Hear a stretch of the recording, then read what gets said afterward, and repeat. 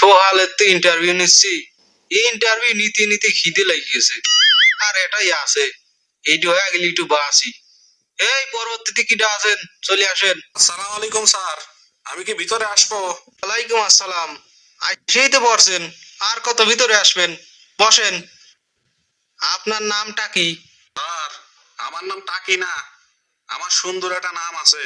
আরে টাকি মাছ বলি নাই, আপনার নাম কি তাই জিজ্ঞাসা করছি। ও, আমার নাম? স্যার, আমি কি আমার নামটা ইংরেজিতে কব নাকি বাংলায় কব? ইংরেজিতেই বলেন। Sir, my name is red James government. Red James government? এইটা আবার কোনো নাম হইলো? মালের ইংরেজি হচ্ছে রেড, মানিকের ইংরেজি হচ্ছে জেমস, আর সরকারের ইংরেজি হচ্ছে গভর্নমেন্ট। এই জন্যই my name is red James government.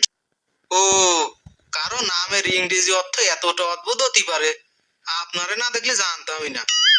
আচ্ছা, আপনার বায়োডাটা কি আপনি নিজেই লিখেছেন? জি স্যার, নিজের হাতে লিখছি। আপনার লেখা তো বাজে কে?